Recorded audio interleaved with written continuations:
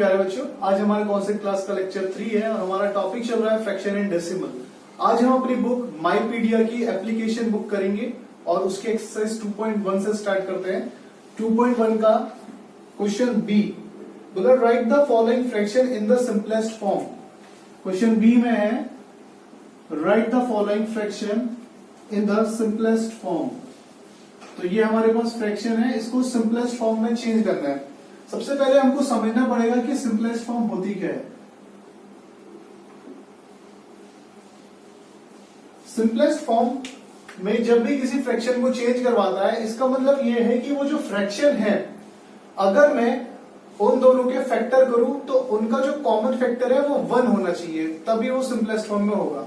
मतलब इनको तब तक काटते रहो जब तक कि ये ऐसी फॉर्म में ना आ जाए कि बस केवल ये 1 से ही कटे। ठीक है, अब इनको काटना कैसे होता है?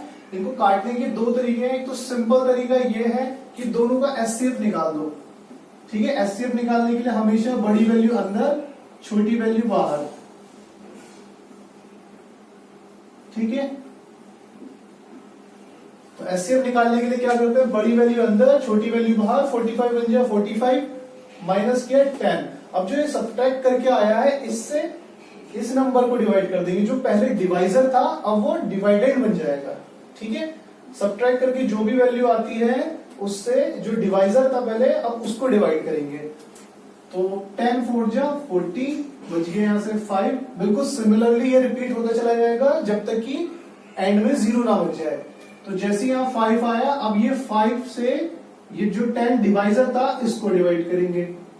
ठीक है, तो ये कितनी बार में कट गया? 2 बार में। तो हमारा जो एचसीएफ है वो ये है 5। मतलब जो लास्ट नंबर जिससे हमने डिवाइड किया वही हमारा एचसीएफ है। एचसीएफ निकालने का फॉर्म बहुत, मतलब एचसीएफ निकालने से आपको बहुत ज्यादा हेल्प मिल जाएगी, क्योंकि एचसीएफ एक बार आपने निकाल लिया तो फिर आपको दोबारा से कंसीडर नहीं करना कि किससे अगेन डिवाइड होंगे। बस आपने एचसीएफ निकाला, सीधा एचसीएफ से एक बार डिवाइड कर दो इनको बस। तो 5 9 जा 45 और 5 11 जा 55। तो ये 9/11 ही आपकी सिंपलेस्ट फॉर्म है। आपको अगेन सोचना ही नहीं है कि ये किससे डिवाइड होंगे या नहीं होंगे। पर अगर आप जैसे नॉर्मली डिवाइड करते हैं, दिख तो रहा था मुझे भी ये 5 से डिवाइड हो जाएगा, पर सपोज एक कोई क्वेश्चन है 64 यहां पे हमने लिख दिया 28 या 128, तो इसको मैंने डिवाइड किया। ठीक है, 64 ये 2 से कर रहा है सपोज। ठीक, तो फिर इसको अगेन चेक करना पड़ेगा, फिर ये किससे डिवाइड होंगे, और इसको तब तक चेक करते रहेंगे जब तक ये डिवाइड ना हो जाए। एंड में बिल्कुल ऐसी फॉर्म ना आ जाए कि फिर वो डिवाइड ही ना हो। तो इस वाले केस में हमको बार बार चेक करना पड़ता है कि जैसे ये किससे डिवाइड होगा, ये किससे डिवाइड होगा। पर अगर आपने एक बार एचसीएफ निकाल लिया, फिर आपको चेक नहीं करना कि वो किससे डिवाइड होगा। एचसीएफ से डिवाइड कर दिया बस, क्योंकि एचसीएफ होता है हाईएस्ट कॉमन फैक्टर। तो जब आपने हाईएस्ट कॉमन फैक्टर से डिवाइड कर दिया है, पहले ही सबसे बड़े नंबर से डिवाइड कर दिया है, तो बाद में फिर छोटे नंबर लेने का मतलब ही नहीं है। ठीक है, नेक्स्ट क्वेश्चन। तो ये था सिंपलेस्ट फॉर्म। इसके बाकी क्वेश्चंस खुद करेंगे। हम हर एक पार्ट का एक क्वेश्चन करेंगे ताकि हर एक टॉपिक समझ में आ जाए। ठीक है, और बाकी जो क्वेश्चन बचते हैं वो आपको होमवर्क में करना है। नेक्स्ट है क्वेश्चन नंबर सी, जिसमें बोला है 3/डैश इक्वल्स टू 12/20। तो फिलअप है ये। तो यहां पे हमको बताना है क्या वैल्यू होगी। तो हमने यहां पे अपनी तरफ से लेट कर लेना, x होगा। अब क्रॉस मल्टीप्लाई, x की 12 में क्रॉस बनता है, x 12 के साथ जा रहा है, 23 के साथ जा रहा है। तो x मल्टीप्लाई 12 और 3 मल्टीप्लाई 20। ठीक, नेक्स्ट स्टेप, जो भी x के साथ मल्टीप्लाई में होता है उसको हमको दूसरी साइड भेजना होता है। तो मल्टीप्लाई में जो होगा वो चला जाएगा डिवाइड में, मतलब नीचे की तरफ। ठीक है, जो भी मल्टीप्लाई में होगा वो दूसरी साइड ले जाने पे कहां चला जाता है? डिवाइड में। तो अभी इससे काटेंगे 3 1 जा 3, 3 4 जा 12, 4 1 जा 4, 4 5 जा 20। तो x की वैल्यू कितनी आ गई? 20। इस क्वेश्चन को अगेन आपको लिखना है, और जहां पे ये बॉक्स बना है वहां पे आपको जो आपका आंसर आया है, जो x की वैल्यू आई है, वो फिल करनी है। ठीक है, क्योंकि इसने हमसे x नहीं पूछा, इसने हमसे ये पूछा है कि यहाँ पे क्या आएगा। तो यहां पर उसको फिल करके दिखाना है कि क्या आएगा। ठीक, नेक्स्ट क्वेश्चन नंबर डी में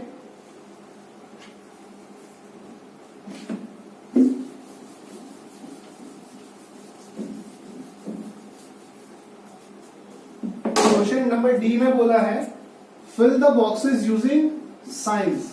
इसने साइन दे दिया हमें यहां पर और बोला है कि इनमें से जो भी सुटेबल साइन है उसका यूज करते हुए इस बॉक्स के अंदर हमको फिल करना है। ठीक है, तो ये हमारा क्वेश्चन है।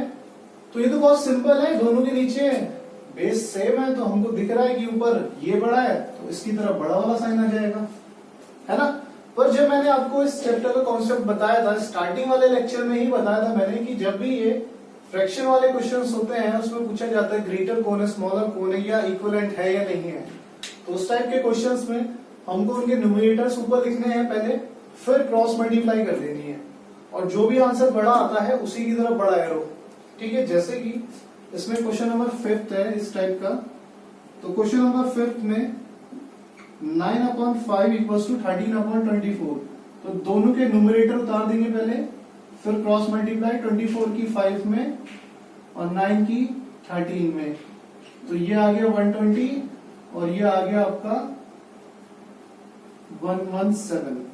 ठीक है, तो ऑब्वियसली 120 बड़ा होता है, तो 120 किसका था, 5 का। तो मतलब 5/9 वाला फ्रैक्शन बड़ा है। तो 5/9 वाला जो फ्रैक्शन है वो बड़ा है। ठीक है, और ऐसी अगर ये पूछता इक्विवेलेंट है या नहीं है तो दोनों वैल्यू अलग अलग है, तो यहां लिखते दे आर नॉट इक्विवेलेंट। ठीक, नेक्स्ट क्वेश्चन।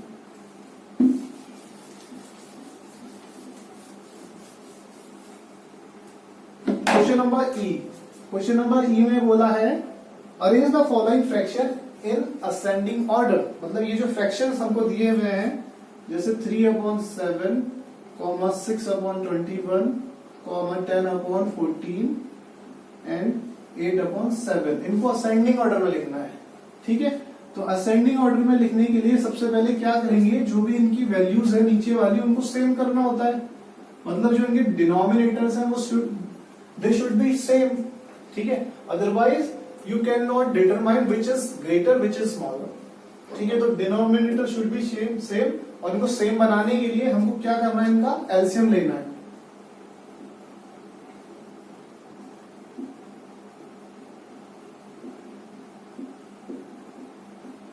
तो एलसीएम कितना आ गया, 2 × 7 × 3 विच इज 7 2 14 और 14 3 42, 14 3 42। ठीक है, तो हमें मतलब सबके नीचे की तरफ 42 बनाना है। तो 42 बनाने के लिए हमने सारे नंबर्स लिख लेने एक बार।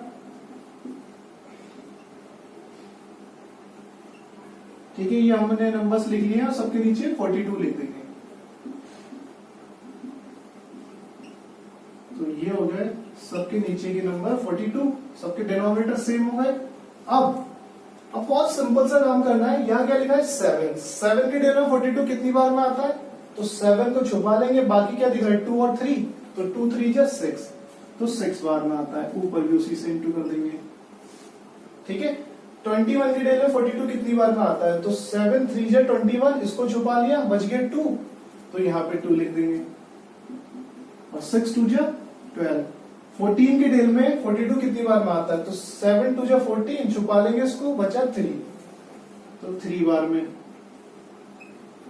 और 7 के डेल में 42 कितनी बार में आता है, अभी ऊपर करा था 6 बार में, 8 6 जा 48। तो ये हमारे सारों के नीचे के जो डिनोमिनेटर है वो सेम हो चुके हैं। अभी इनको डिटरमाइन या जस्टिफाई करना बहुत इजी हो जाएगा, which is smaller and which is greater. तो अभी यहां हम देखते हैं, तो सबसे पहले स्मॉलर ये है, फिर उससे बड़ा ये है, फिर ये है एंड देन ये। तो हमसे इसने असेंडिंग ऑर्डर पूछा है, मतलब सबसे छोटा, उससे बड़ा, उससे बड़ा। तो छोटा ये, फिर ये, फिर ये, फिर ये। तो ये हमारा ऑर्डर होगा।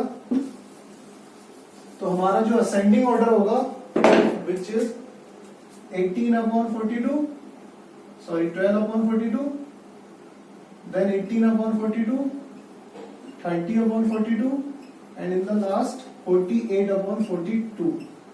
तो ऑर्डर ये किसकी वैल्यू है, इसकी एक्चुअल वैल्यू क्या है 6/21, तो इसकी जगह 6/21, इसकी एक्चुअल वैल्यू क्या है 3/7, इसकी एक्चुअल 10/14 और लास्ट इसकी एक्चुअल 8/7। तो हमारा जो असेंडिंग ऑर्डर है वो है ये, ठीक है। ऐसे अगर वो डिसेंडिंग पूछता तो जस्ट रिवर्स कर देते इसका, ठीक। प्रोसीड्यूर यही है बिल्कुल। एफ में हमको बताना है कि which of the following is a like fraction, ये sort out the like fraction. तो लाइक फ्रैक्शन वाले में क्या करना है, जिनके नीचे के डिनोमिनेटर सेम है उनको बस इनसर्कल कर देना है, ठीक है। जिनके नीचे के भी डिनोमिनेटर सेम है उनको इनसर्कल कर देना है, they are like fraction. Next exercise 2.2,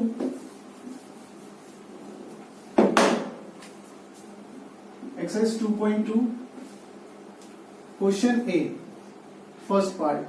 question A के फर्स्ट पार्ट में बोला which of the following is a like fraction of 5/9। तो इनमें से 5/9 का लाइक फ्रैक्शन कौन है। तो ये जितने भी नंबर्स लिखे इनको लिख लेते हैं पहले।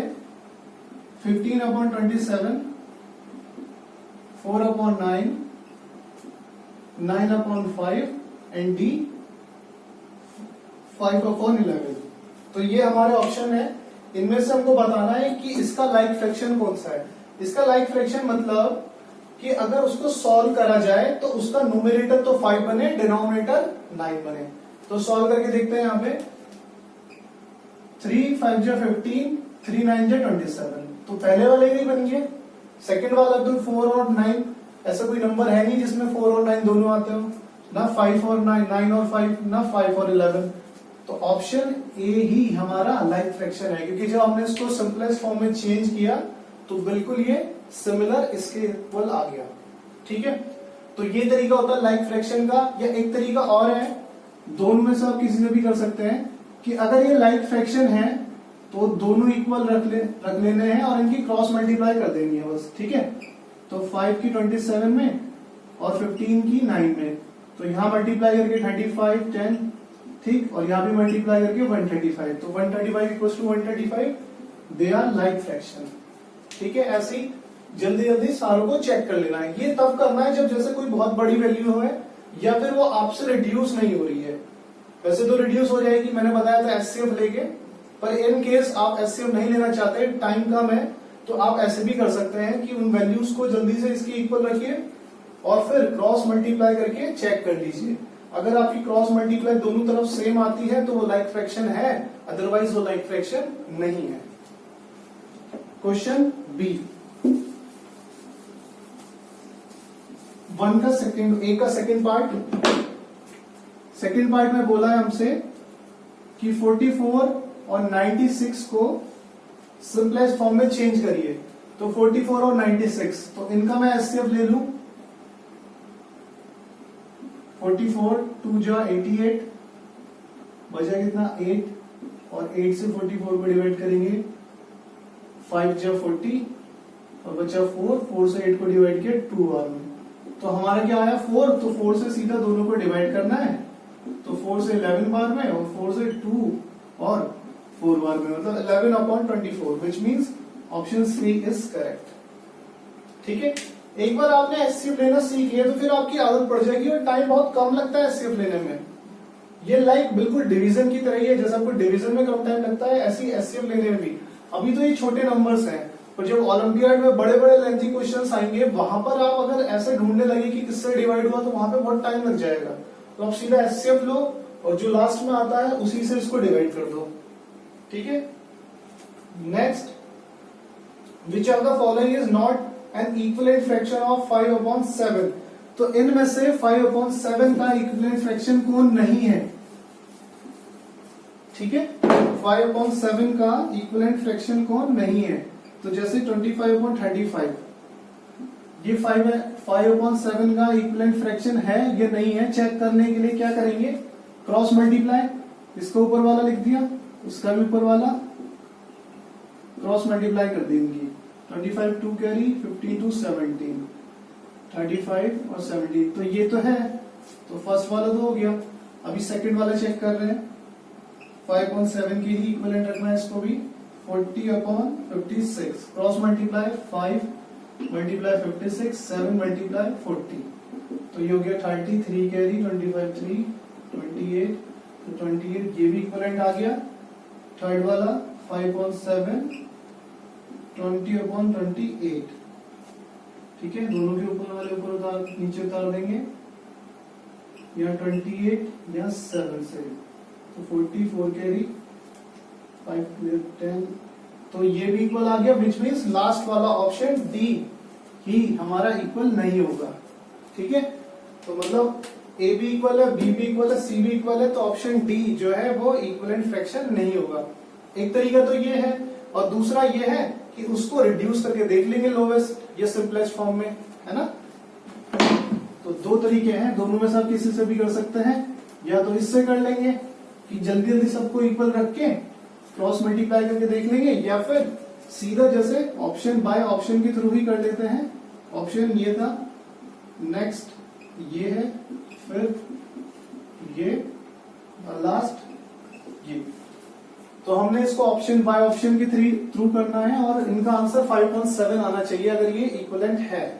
तो 5 1 5, 5 7 35, 8 5 40, 8 7 56, 4 5 20 और 4 7 28, और ये तो किसी से कटते ही नहीं है। तो मतलब ये भी इक्वल, ये भी इक्वल, ये भी इक्वल, लास्ट ऑप्शन बचा, तो यही हमारा आंसर है, यही हमारा 5.7 की इक्वलेंट नहीं है।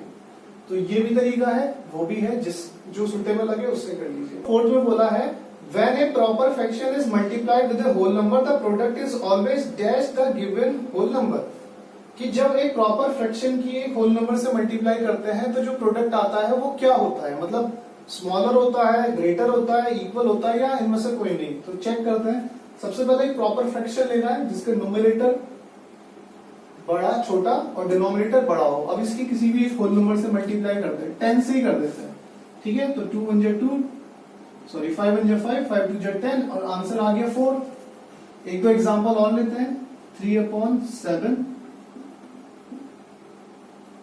तो हमने यहाँ पे ऑब्जर्व किया दो एग्जांपल से कि जब भी हम किसी प्रॉपर फ्रैक्शन की एक होल नंबर से मल्टीप्लाई कर रहे हैं, ये प्रॉपर फ्रैक्शन है ना, न्यूमरेटर छोटा डिनोमिनेटर बड़ा, और होल नंबर 10, ऐसे यहाँ पे होल नंबर 21, प्रॉपर फ्रैक्शन 3/7। तो हमेशा आंसर जो ये होल नंबर है इससे छोटा आ रहा है।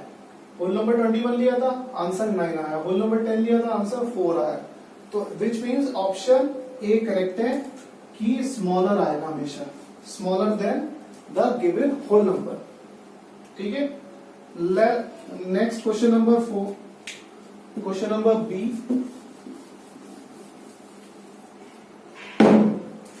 क्वेश्चन नंबर बी में बोला हुआ है 7/3 + 1/3। तो इसको हमको ऐड करना है और फिर सब्ट्रैक्ट भी करना है, जिसमें सब्ट्रैक्शन का साइन है। तो ऐड करने का तरीका यह है, नीचे वालों का एलसीएम ले लेंगे और ऊपर वालों को ऐड कर देंगे।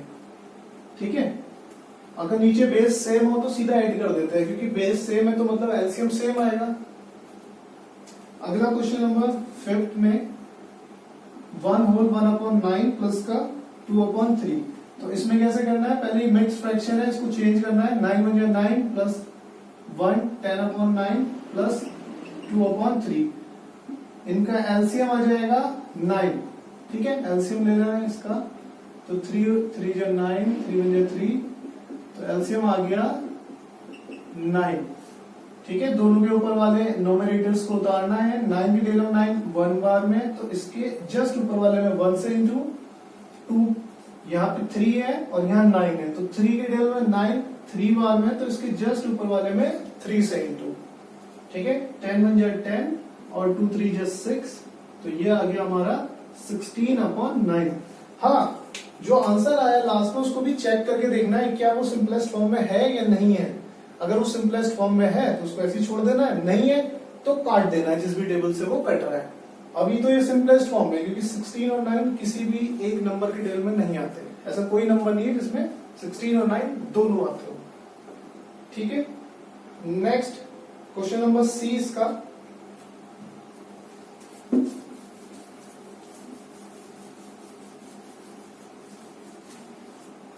क्वेश्चन सी में बोला है फर्स्ट पार्ट में, Vijay and his son Arun are running in a bakery for a party. ठीक है, running a bakery for a party. Vijay makes 4 whole 1/4 kg cake. Vijay और उसका बेटा अरुण एक बेकरी चलाते हैं एक पार्टी के लिए, जिसमें विजय बनाता है, विजय बनाता है 4 whole 1/4 kg cake. 4 whole 1/4 kg cake बनाता है। ठीक है, और अरुण कितना बनाता है? 2 होल 1/2 kg केक। ठीक है, तो अरुण इतना केजी केक बनाता है। इसने बोला what is the total weight of the both cake, तो दोनों केक का टोटल वेट बताना है। तो टोटल बताने के लिए हमेशा क्या करते हैं? प्लस करते हैं, है ना। इसने इतना बनाया, इसने इतना बनाया, टोटल कितना बना है, तो दोनों को ऐड कर देंगे। तो total weight of cake equals to 4 whole 1/4 और 2 होल 1/2। इसको सिंपलेस्ट फॉर्म में चेंज करेंगे पहले। तो 4 मतलब प्रॉपर फ्रैक्शन या इम्प्रॉपर में 4 4 जा 16 प्लस 1 15 17/4 और 2 2 जा 4 प्लस 1 5/2। तो जब भी मिक्स फ्रैक्शन को हम चेंज करते हैं तो ऑब्वियसली वो 101% इम्प्रॉपर फ्रैक्शन में ही आता है। ठीक है, ये क्वेश्चन हमने पहले भी किया था। When mix fraction changed then it should be in improper fraction, it always in improper fraction. तो और इसको हम 4 और 2 का एलसीएम लेंगे, तो 4 और 2 का एलसीएम 4, ऊपर वालों को लिख देंगे ऐसे कैसे ही। 4 की टेबल में 4 1 बार में, 2 की टेबल में 4 2 बार में। ठीक है, तो 17 1 जा 17 और 5 2 जा 10, दोनों को ऐड कर देंगे तो 27/4 kg।